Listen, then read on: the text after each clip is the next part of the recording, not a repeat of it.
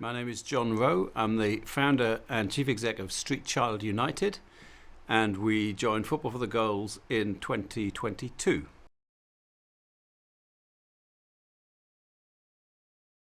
Our job at Street Child United is to amplify the voices of the young people that we serve. We organise a World Cup for street children wherever the FIFA World Cup is.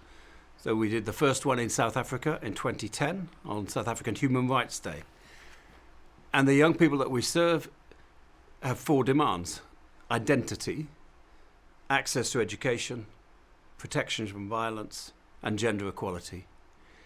And we piggyback the FIFA World Cup to amplify those voices and to make the world listen to their demands. So it was a no-brainer, because we're using football to do that, to be part of Football for the Goals.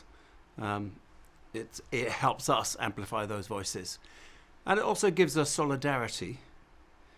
And I suppose as an individual, I can come up with a goal, and I can breathe that into life. But I am when we are. And being part of something bigger gives us strength, gives us encouragement, makes me realise we're not alone. And also, in order to achieve these goals, you've got to be part of a movement. Yeah. We don't do this alone, and you can't hold them tightly. We've got to give the challenge away. We've got to create a movement, and Football for the Goals is a brilliant way to help us bring that to the football community to help us achieve the goals for the young people we serve.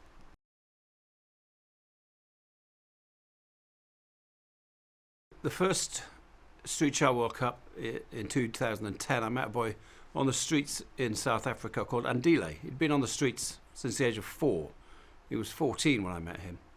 And we played soccer. And afterwards he said, when people see me on the streets, they say I'm a street child. But when they see me playing football, they say I am a person. I'm a person like you.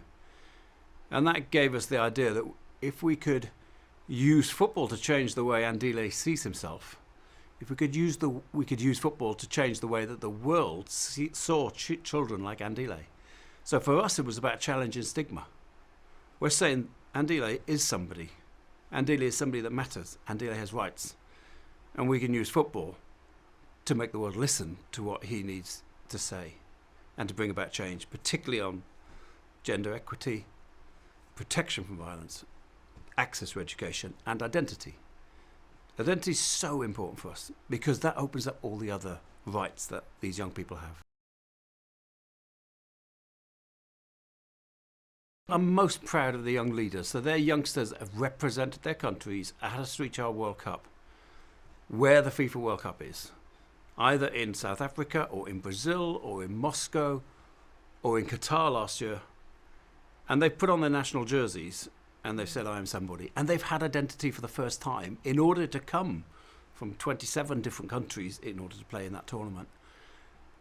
But we've developed a young leaders program where we've invested in them, and they are the best ambassadors for what we do because they've benefited the most.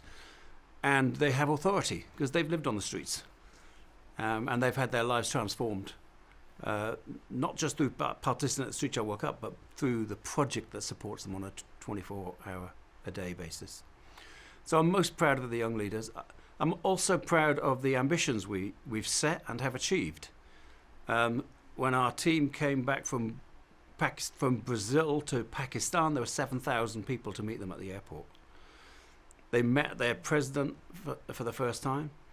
And the Pakistan government undertook a census of street children for the first time in their country. They'd never counted street children. When our girls' team from India came back from Brazil, they met Manika Sanjeev Gandhi, who promised to provide Aadhaar cards, identity cards, for 6 million street children. I had never anticipated that this movement could create so much change, not just on an individual level or on a local level, but on a countrywide level, on a legislative level across the whole country. So I'm incredibly proud of Team Pakistan and Team India. Team Bolivia have simplified the process of birth registration in India.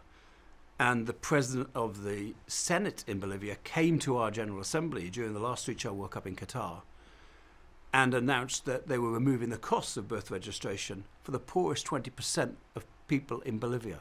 So it's street children demanding change, but it's benefiting the poorest 20% of a whole country. I'm incredibly proud of the achievements of the young people that we serve. They're full of potential. They just haven't had the opportunities. And through a Street Child World Cup, they begin to be listened to. The 2026 World Cup will be here in North America. We'll be bringing 12 girls teams, 12 boys teams. And we're looking to create 101 young leaders through this program. We're creating, through access to education, 1,001 higher education places. But we're leveraging 1,000,001 identities through the FIFA World Cup.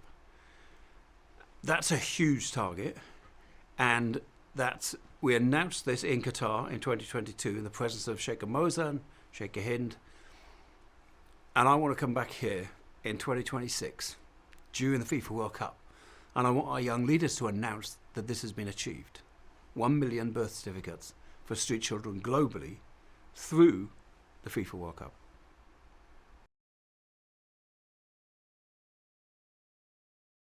The Street Child World Cup was the idea of an 8-year-old girl who put her hand up in a school assembly and said, why can't street children have a World Cup?